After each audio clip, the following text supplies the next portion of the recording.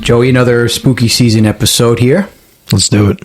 Today we are talking about something very scary, actually horrifying, because you can actually go there and traverse this area and tons of crazy things will happen. And that is Citi Field, the Mets 2025 season. I know it was coming. Oh, God. Oh, so man. disappointing. So disappointing. Did you see the meme I sent you last night? Yeah. Been not as bad as... No, you see me again.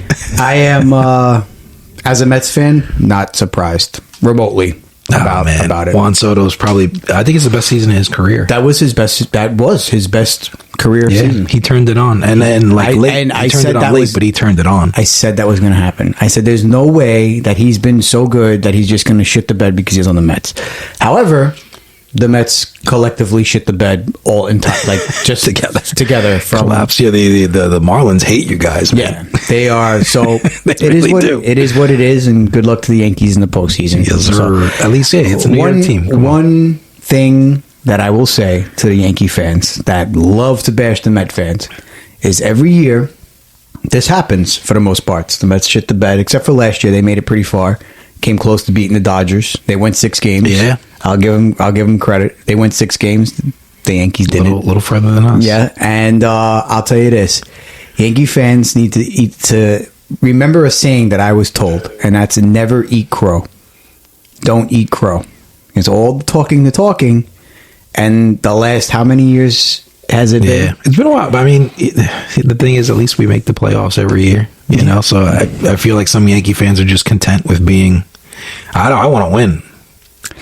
Listen, it's not. I don't want them to just make the playoffs every year. That's cool. Yeah, but I want a World Series. You guys, American League has been subpar for the last 6 years. I feel like the National League has been that much harder. Yeah, you got teams just like ran away with it. The Diamondbacks that were good, that have been good the last few seasons. You have, and then we'll get off the sports subject. But you have the Diamondbacks. You have like little sprits from the Reds this year were kind of good, and you have the Dodgers that are in a like elite team. You know what I mean? Yep. So you have some National League teams that are really like doing great stuff. And then in the American League, you have a lot of teams that just started good. Like you thought the Orioles were going to be great, and then this year they just were terrible. Yeah. And the Astros didn't make the playoffs this year. So, you know, I feel like the National League kind of, and you saw that in the All-Star game, the National League talent is a lot better than the American League. So when you guys I think will make it to the World Series again. But if you have to face the Dodgers, potentially, that's going to be the pitching is a little. I mean, if we had Garrett Cole, that's like. I hope it's our year. Well, you know, and I kind of feel bad for Garrett Cole because he took the team on his back last year, and then he's not even in the mix this year at all. Yeah, he'll still get a ring. He's still part of the team. He'll still get a ring. And you guys got to worry about the Blue Jays too, and the Red Sox, who really turned it on too. But anyways, we are not a sports podcast, even though we indulge in certain things, certain times that are affiliated. We could branch off. Yeah, start doing 2 at once. Imagine bang that. out 2 episodes. Oh no, I'm already maxed out in what I have editing. I have what I have on my plate right now. I'll be very honest with you. But what I will say is that we are talking about something that is actually very terrifying because it's beyond the paranormal aspect of what we're talking about. There is a true danger to this, and that is the Appalachian Trail, haunted Appalachia. Mm-hmm. I have been asked to talk about this from multiple people, and this is a subject we've yet to talk about. But if you follow the paranormal algorithms, you will see at least 1 or 2 videos a day pop up about the Appalachian Trail, haunted Appalachia. And what's really scary is my skeptic side, because I don't just dive into subjects and say that, yeah, it's haunted. I actually like to look at what it could be, the possibilities of something not supernatural, something realistic. And we've said this before on multiple podcast episodes, that there's like 700 million acres of forest in the United States alone. Something like that, some crazy number. You have to understand that there's animals out there. And the deeper you get into trails and you branch off trails and do something stupid, there's got to be shit we haven't found in North America still. Yeah, absolutely. So I could there be animals out there that are undiscovered and we think they're supernatural? Yes, but there's legit dangers of walking around the woods. Yeah. And there are actual animals that will kill you in the woods. I bet you if you ask ChatGPT, people find like bugs and things that are just like new all the time. Yeah, of course. Around the world, they're finding different things. They found, like, last year, a new sea creature, sea life or something like that. And the ocean's a totally different entity in itself. So, but we are going to get started with Billy's Notes. I don't like the way it sounds. Billy's Notes. Billy's Notes? We miss Nick. Yeah, we gotta come up with another euphemism there. Yeah, Billy tries. Billy tries. Something like that. Yeah, something. But the Appalachian Mountains are ancient, over 480 million years old, making them some of the oldest mountain ranges on the planet. Long before European settlers ever set foot in the region, these mountains were home to, this is like 3 weeks in a row we're mentioning Native Americans. They were home to Cherokee, Shawnee, and other indigenous nations. Their oral tradition spoke of spirits, beings, little people, and sacred places where the veil between worlds was said to be thin.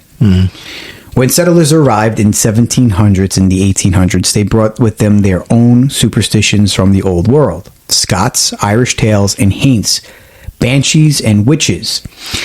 Life in the mountains was hard, often isolated, so these stories took root and grew. Ghost tales were shared by firelight, parties, entertainment, and warnings to keep the child safe while indulging in all these activities. And with so much tragedy in the region, feuds, murders, mining accidents, and even Civil War battles, it's no wonder people of this area believe that it was very haunted. Appalachia has always felt haunted. Its foggy forests, windy trails, and abandoned coal towns create an atmosphere where it's easy to imagine spirits just beyond the tree line. Many of the region's most famous stories have been passed down for generations. Now here's where we get into the history of some stories of the Appalachian Trail. Now we started with Native Americans. Seems to be that whenever you say Native Americans, there's going to be some kind of lore that branches off from there. Because they really respected lands and held land sacred. And then, of course, settlers came and did some nasty things.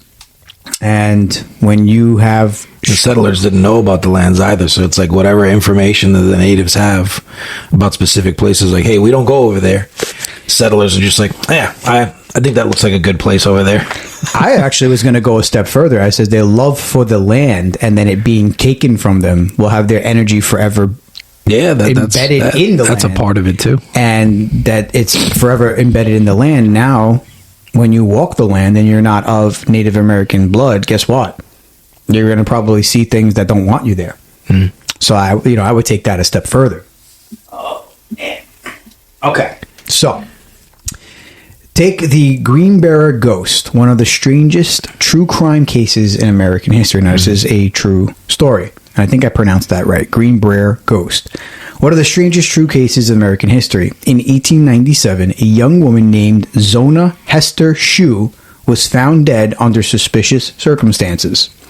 Her death was initially ruled natural causes, but soon her mother claimed Zona's ghost appeared in her 4 nights in a row, revealing she had been murdered by her husband. The mother went to authorities, and remarkably, her testimony about her daughter's ghost was enough to reopen the investigation. Sure enough, Zona's body showed evidence of strangulation, and her husband was convicted. To this day, it remains the only case in the United States legal history where a ghost's testimony helped solve a murder. That's pretty strange because it's not exactly testimony. It's like a ghost came to me and said this, and the cops were like, Fuck it. We're bored today. Let's entertain this. It's not the mom's testimony. Right. It's the ghosts. Yeah. And apparently this is, I mean, the only U.S. where I feel like the mom had like speculated. You know what I mean? Like, absolutely. And this is not the first time we heard this, but this is apparently the only United States legal case where a ghost gave its testimony to a conviction. Even though people probably knew. And granted, this is 1897, so times have changed. If I said, I feel like if that came to court today, it would be a little different. Yeah, if I went to the NYPD today and I'm like, that case in 2002 of whatever crime happened in New York. I spoke to a ghost. Yeah, I spoke to a ghost, and it told me that. Can she take the stand? They're gonna look at you like, what? So yeah, I don't think this would be happening today, but I guess in the late 1800s, early 1900s, this is something like the cops were like, all right, we're bored today. Yeah. Let's entertain this. Then there was the Brown Mountain Lights of North Carolina. Strange orbs that appear and float across the ridges. I've seen an episode on this, by the way, where these hikers were going and they were filming it live, like these lights. Like, we're just appearing and shooting across the sky and through the forest, and it was pretty crazy. It's either the U.S. government or it's aliens at this point. I think that low with trees is very hard to fly drones. Yeah. And this is a lot of trees. This is not just like tree and spaced out. Like the Appalachian Trail, the Appalachian Mountains there. It's a lot of trees. So flying a drone in between stuff without crashing, it's very hard. It's difficult. You could be like the most elite of drone pilots, and you're not going to be able to do it. It's AI. No, this video I seen was at the beginning of AI, so I don't think it was even AI, and it looked legit. These people were actually there. I always say, like, we got AI now, right? In the last couple of years. How long do you think the government's had AI? Oh, longer. 20? Yeah. 30? Absolutely. Well, before it actually came out. I feel like they have it before they put it out. Yeah, 100%. You know what I mean? So, for centuries, scientists have tried to explain these as swamp gas. Reflections of car headlights, which parts of that trail, there's no cars anywhere. And if there is, they're hiking or trying to traverse the area to get to a campground. Or even mirages. But nothing fully accounts for the phenomenon. Now, Cherokee legend says these are ghostly torchbearers searching for lost warriors. Paranormal investigators today still travel there to try to capture the lights on camera. Mm-hmm. Now, you think they're UFOs? Could be. I think there's things in the forest that we haven't even discovered yet. What's this swamp gas thing? Why do people always say that? I feel like I saw a UFO everybody saw it. We were at Robert Moses, and everybody stopped on the bridge. We had no choice, and everybody was just looking at this object. Like the sun was setting, and then there was just this object on the other side of the bridge, and it was bright. My mom goes, "It's the sun," and then we were like, "No, sun's over there." And then everyone stopped on the bridge. We just can't go anywhere. People got out of their cars to watch this thing. And my mom goes, "It's swamp gas, probably." I'm like, I don't even know if there's swamps out here. Let me stop you there. Like 12 years old. So your mom, right? Got out of the car and was like, "It's the sun, and it's swamp gas." She was trying to come up with anything. But years prior, and everyone's staring at this thing like, "What the hell is that?" But years prior, openly said, "Let's go on a horror hunt." Oh yeah. That doesn't make sense to me. No, she's like the skeptic that just likes to do weird shit. Okay. Second week in a row we're talking about my mom here. You know what? I think next week we just have to bring her on the podcast at this point. I don't know if that's a good idea. We have to. There's a buddy of yours that's been asking to come on. Oh, maybe Dorian. Yes. Yeah. Yes, he wants to come. He says we need some color. Cool kid. Yeah. He's good. Listen, we need some color. let's show them that we are in fact diverse. It's diverse. So we have a Latino and an Italian. Yeah, it's pretty diverse. Yeah, it's pretty good. Yeah, let's bring on a brother. Can I say that? Yeah, maybe. Yeah, okay. I think that's good. I think I can. No, I think I can too, because brother is a term of You're endearment. a little brown. Yeah, I don't get the pass though. You're Sicilian? I am Sicilian. Yeah, you're good. I have a little Sicilian. My ninja. I'm sweating now. I'm sweating. Everyone thought you had me, huh? No. Not that easy, fuckers. Oh, man. Anyways. And, of course, no conversation about haunted Appalachia would ever be complete without the Bell Witch.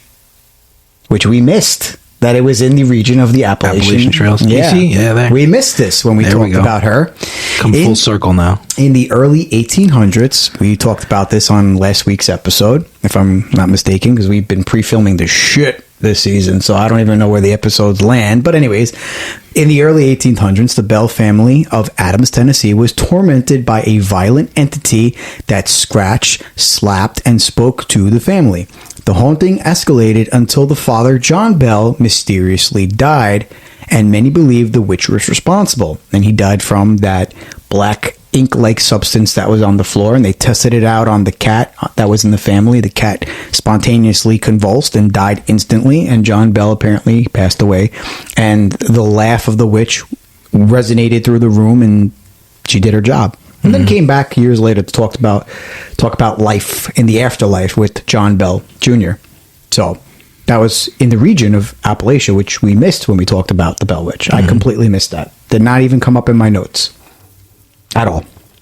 I piped Bell Witch, scanned, took what was good. Not once did I see Appalachia. So it all kind of makes sense. This is all like a whole area that's like a no-go zone, maybe, that people shouldn't be. We rewind to our episode we did about the Bell Witch, and we said that it was maybe Native American stuff. We had no idea that Cherokees and Shawnees were in that area. Yeah. And maybe that land was, in fact, cursed land and created the Bell Witch. Appalachia is also full of ghost towns, mining disasters that left behind restless spirits. The Monoga mining disaster of 1907 killed more than 350 miners. This is why I don't go underground. That's horrifying. To this day, some stuck, just buried alive. Yeah. To this day, some claim to hear pickaxes striking the rocks and faint voices calling for help near the old shafts. But Appalachia isn't just haunted by ghosts. It's also home of some of America's most famous cryptids. Now, I can get behind this, and I think you can too, because you're a skeptic. But when it comes with cryptids, I think that we can say that they're... Yeah, a cryptid can kind of be anything, though, too. Like, like an undiscovered species of some sort. Yeah, like if the Mets made the World Series and won. I feel like people hear the word cryptid. I mean, obviously it's an undiscovered species if it's a cryptid, but like people hear the word cryptid and they think like paranormal, like otherworldly, Isn't that dimensional. Exactly the definition of a cryptid, though? Something being supernatural or unknown that hasn't been discovered by science. You can correct me with ChatGPT if I'm wrong, but I think that's actually the definition of it. Little mushrooms today. But Appalachia isn't just haunted by ghosts, it's also home to some of the most famous cryptid sightings. Point Pleasant, West Virginia, was the scene of the Mothman sightings in 1966. Shit. Witnesses reported a winged, red-eyed humanoid creature flying near the old TNT plant. A year later, the Silver Bridge collapsed, killing 46 people, and many locals believed the Mothman had been a harborer of doom. Also, great movie, by the way. Yes, Richard Gere. Yeah. Yes. It's like this. I saw the Mothman. Yeah, he's got those like beady eyes. Yeah, always like squinting. Yeah. Yeah. He said he saw the Mothman. I was like, nah, you didn't see shit. Not with those eyes. Other creatures haunt the Appalachian woods too. In Braxton County, West Virginia, witnesses encountered the Flatwoods Monster. A tall alien-like figure with glowing eyes. There's also a sheep squatch, a foul-smelling woolly beast said to roam the hills, and the Wampus Cat, a half-woman, half-feline figure from Cherokee legend that punishes wrongdoers. I have never heard of that. In my history of liking the paranormal, heard of a Wampus Cat. Literally sounds like something like a zoo would have. And today, mate, we got a brand new animal, the Wampus Cat, straight from Australia. A Dr. Seuss zoo. Yeah. Yeah. Wampus Cat. Yeah, I never heard of that. But it's also from Cherokee legend, which I've bought this book months ago, this Native American folklore book, and I read about all of like 20 pages and have yet to pick it back up because of just time, but there's a lot of folklore in there. Modern day investigators still flock to these mountains with EMF meters and digital recorders. They capture strange EVPs. They see shadow figures darting between the trees and report footsteps that seem to follow them through abandoned railroad tunnels. Even casual hikers sometimes claim to see ghostly figures, hear phantom music, or spot mysterious lights on the ridges. So why is Appalachia remain such a hotbed for paranormal activity? Well, now let's go to the researchers. Is where we hiked part of the Appalachian Trail? No, I think the Appalachian Trail, it's... What trail is that? Isn't it like such a long trail? It stops near Virginia and starts down south. Do you want to pull that up? You have your phone handy? Yeah. You should just ask ChatGPT exactly what states the Appalachian Trail runs through. But I don't think it goes that far north. If I'm mistaken, could be mistaken, but I don't think it goes that far. Let's see if it... Okay, we have to... What states do the Appalachian Trail run through? Quick answer. Sure thing. Real quick, the Appalachian Trail runs through 14 states. Starts down in Georgia and goes all the way up to Maine, hitting places like North Carolina, Tennessee, Virginia, Pennsylvania, New York, and a bunch more in between. So, coast to coast up the Appalachians. Is Harriman State Park on the Appalachian Trail? Yeah, it actually is. Harriman State Park in New York does have a stretch of the Appalachian Trail running through it. So if you're ever hiking around there, you're literally stepping on part of the AT. Wow. Okay. So I had a feeling. I feel like I saw a sign when we were hiking. So I was wrong. So so then I guess it goes further because I didn't really do the geography, if that's the correct geography on how far it runs. I know it's really far. But to say you did the whole thing is crazy. It's like, you know what, we have to go back on. You know what, we're in the fall season. The weather's going to break. I think we should pick a Monday, and I could see if I could pull some strings. Really beautiful views. Maybe we could pop a picture. We should, yes, we should. Sick. Absolutely try to do that on a Monday. Just go for a hike, like take a day and go up there and hike and come back. Because I've been saying that I wanted to go there in the fall, and we never did. Yeah, we should do the fall. We hiked. I think that was like 4 or 5 years ago now that we did that hike. We did it during COVID. I could tell you this: I do not remember the trails now. I had them down packed, so I'm going to be a little rusty. So I'm going to have to pull up the map. So that. It's a good thing this watch now has like the backtrack feature. When we really get lost, you know what? Just hit the SOS. Yeah, I think SOS. It actually has the backtrack feature. You know, when you go, you could actually press the button and say backtrack, and so you just it will keep track of your steps, the entirety of where you are. So that if something, you didn't know about that? No. Yeah, it's a feature. Let's see here. Let me show you. Compass backtrack. Oh, and you press that. You know, I always see that come up, and I just try to exit out of it because I don't want to turn my watch off. Look, Backtrack Apple Watch can record your path and help you retrace it when you get lost. And you just press record path. So if we get lost, we can actually go backwards back to the. I'm gonna set that when we go. Yeah, just in case. I will too, just in case. No, but I have never. It's scary when you're in the woods. There's nothing around. I have never let us down. We took 2 trails, and we got to bring bear spray next time though too, because I'm just thinking about that now. I'm like, but they're black bears. They're all right. But I skittish. Let's just still not trying to fight a black bear. You know what I mean? I can get my hands on some bear spray. All right. Don't know how I could do that, but no, I got to connect. Yeah, you got to connect. Yeah. I have connects too. I just don't can't get anything delivered to New York anymore. I just can't go dabble any further on that. I'm sure I can get some bear spray. But anyways, long story short, I'm glad you said the woods are terrifying. Do you know why I said the woods are terrifying? Because now take out this paranormal aspect of the Appalachian Trail or haunted Appalachia as a whole. What is that? 15 states, 16 states? Yeah. In the forest, when you're on a trail, there is so many things that can kill you. For one, when we go to Harriman State Park, what do you got? You got the one that I was actually more afraid of the rattlesnakes than a bear. Because in my, I guess now I can say my profession, what I work around, I know a lot about certain things when it comes to animals, and black bears are pretty like, they're skittish. Okay, that's why. What did I tell you when we went on these trails? When you first came to the trails with Andrew, and when we parked, I was like, "What should you do when we started the trail?" It's like stand tall or something. Like Well, I had you pick up 2 rocks and do what? I forget.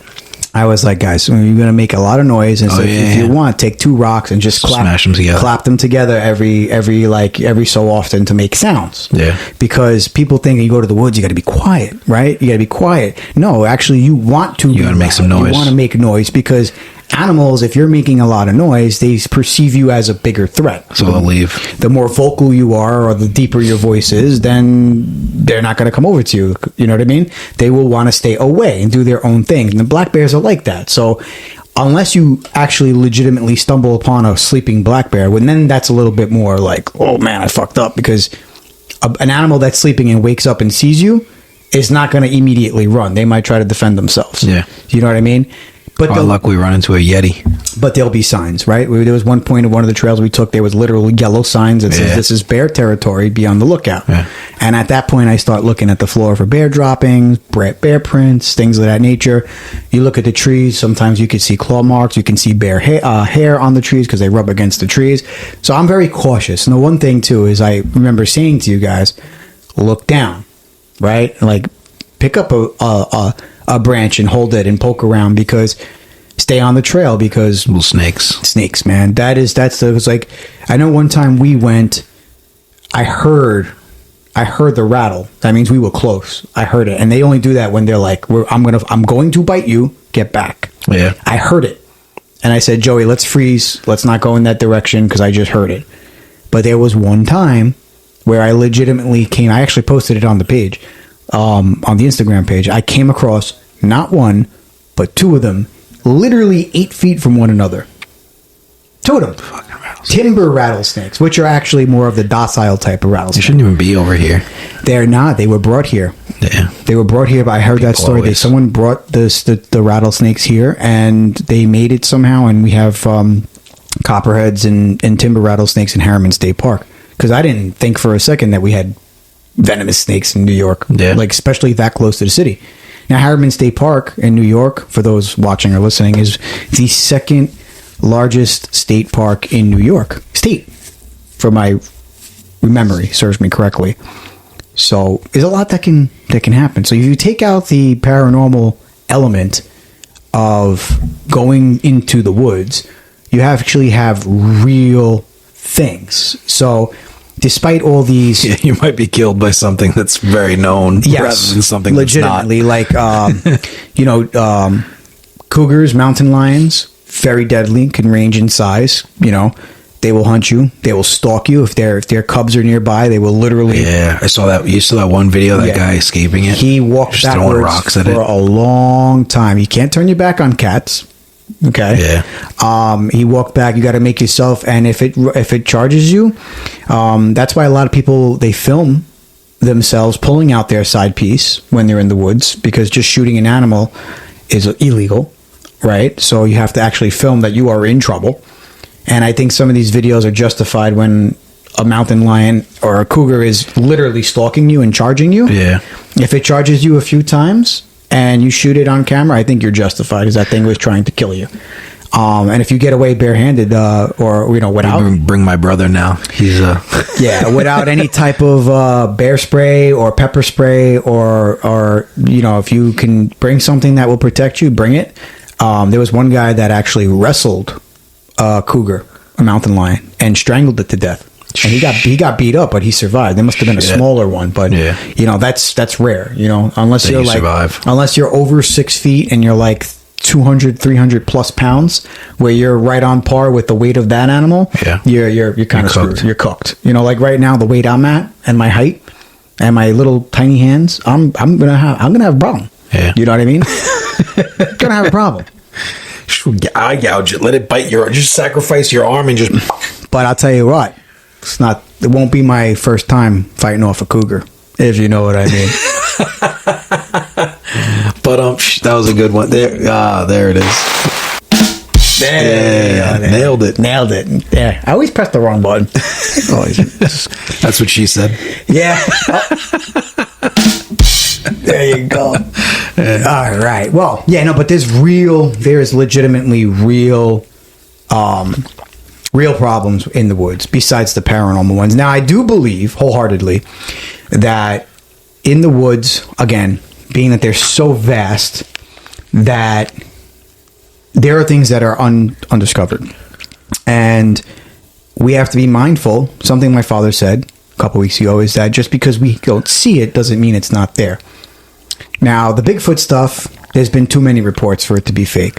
However, every time a video comes out of Bigfoot, it's grainy. It's kind of like UFO-esque. Yeah. But don't be naive that everything has been discovered, because we are finding that out every year that is in fact false. They just found a skeleton Joe Rogan talked about that predated the first human That's like being. 1 million years old. Yeah. And they're saying that it might not even be human. That's crazy. Yeah, they did. There's a Netflix special, like Unknown Bones, it's called, about this like subhuman species, sort of, I guess. But we don't share any like genetics with it. But what we do know is that they buried their dead, and this is like 100,000 plus years ago. And they were like very skinny. They were very small.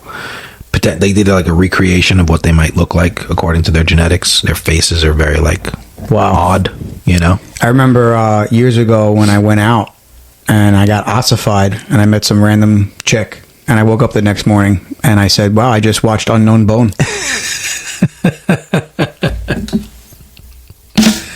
Yeah.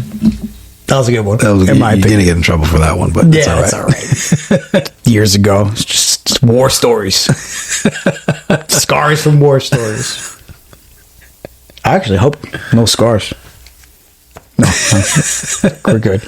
No, all jokes aside, though, there's a lot of true danger. Now, a lot of these videos, you ever seen that video where the guy was actually looking, ironically, I'm going to say this, for mushrooms? And he's like filming all these mushrooms, and then he finds one, he's like filming, and he's like, yeah, this is like a big one right here, this is what it is, and all of a sudden you hear,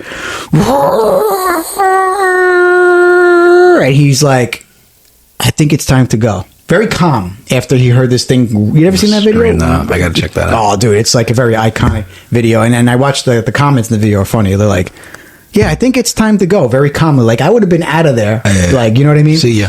But there's a lot of things in the woods that get misconstrued for like cryptids. Like mountain lions commonly have this howl to them that could actually sound like a girl screaming or something unnatural. Yeah. I could speak from experience that there's certain animals that I saw that I've never heard before, but then actually got the chance and the opportunity to hear them at certain times. And they don't sound like how they look, which could really make you think like, oh, something. What else is out there? Something supernatural is out there. However, it's just actual animals that are indigenous to that area. Yeah. So when it comes to the Appalachia, though, there's a lot of stories, some that have been made up. Like there's a saying that at nighttime, if you're in a cabin or a tent in Appalachia, if you're in a tent out there, Godspeed. But if you hear something, don't go outside. Don't entertain it. Don't call back. If you're in a cabin, you shut your lights off. You put your blinds. You turn the blinds, and you stay in until daylight. Mm-hmm. That is the saying when it comes to the Appalachia. Do not go outside after dark. Shut the windows. You hear something calling you, don't answer it back. So there's a lot of superstition when it comes to that. Now, do I think it is something that is more haunted than other areas of around the world when it comes to the paranormal? No, I just think the woods are a very spooky place, not because of ghosts or UFOs. I think that in general, you should have a strong precautionary attitude when it comes to nature. Because nature, you scary, yo. I feel like, how do we discern whether something's paranormal or not now? There's so much conjecture. Like everything that we've just talked about is just like kind of going off. Like there is more reason to be skeptic than not, right? Like you just said, animals sound like different things sometimes, and most people don't even know that animals make those particular sounds. And so now you could just chalk everything up to being like, kind of sounds like it might be something else. Or like, well, what if a mountain lion makes that sound? Or what if a bear that we don't know about is making some new sound, you know? Let me see ChatGPT real quick. Get him out. Yeah, watch this. Get him out. Let me see if this works. Ready? I've never done this. Go ahead. Can you recreate a sound of a mountain lion in distress? I can actually make animal distress sounds, but I'm here to help with anything else you need. Oh, that's disappointing. I totally get that. It's a bit of a letdown when I can't do a sound you're hoping for, but I'm definitely here for anything else you want to chat about or anything else you need. Just let me know. Yeah, can I get a oh yeah? Oh, absolutely. Oh, yeah.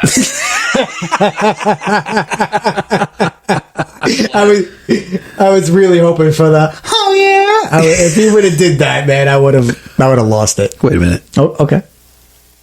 Well, I'm glad I could deliver it for you. If I put a smile on your face, that's a win. Anytime you need a little oh yeah boost, just say the word. He didn't want to do it. He didn't want to do it. He was like, nah. No, I was actually going to try it for an example. If it pulled up something from like a soundbite of like what they sound like, it's horrifying. But again, there's a lot of things that are undiscovered. There's a lot of superstition out there. When you do go, not even if it's not the Appalachian Trail, you have to use precaution. Oh, yeah. You know what I mean?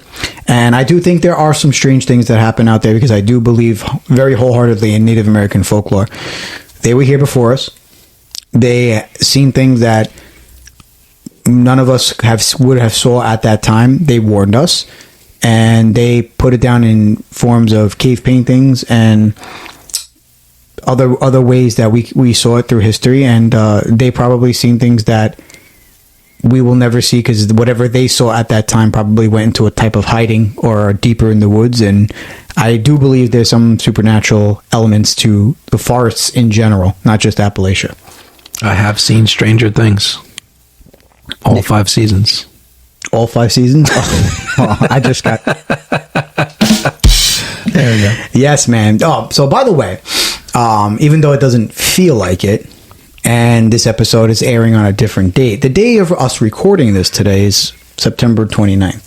And if I read correctly, can you get ChatGPT on there one more time? Just one more time, just so I can make sure before I do it and use this segue, I would like to know. ChatGPT, is today National Coffee Day? Is today National Coffee Day? Yep, you nailed it. Today actually is National Coffee Day, so it's the perfect excuse to grab yourself a nice cup of joe. There you go. So, I just wanted to confirm that September 29th was National Coffee Day because it's the perfect segue that if before you go into the Appalachian Trail, you're going to need some type of caffeine, some coffee to get you through the trail. You juiced up. And you know what? The perfect place to do that, especially if you're going to Harriman State Park, is How You Brewin' Cafe, located in Tuckahoe, New York, with over 14 different flavors of iced coffee, which you could still have today because it's super hot out. And of course, their house blend, which is hot, their espressos, cappuccino, macchiatos, and of course, tons of treats that you can have in-store location while you sit and have your coffee or take it on the go. How You Brewin' Cafe in Tuckahoe, New York is Swab Podcast's favorite cup of coffee, and it should be your favorite cup of joe too. So head over to How You Brewin' Cafe in Tuckahoe, New York to get your cup of joe. Nice. Yes. And of course, big thank you for letting us talk about all things spooky and the cougars that once hunted me.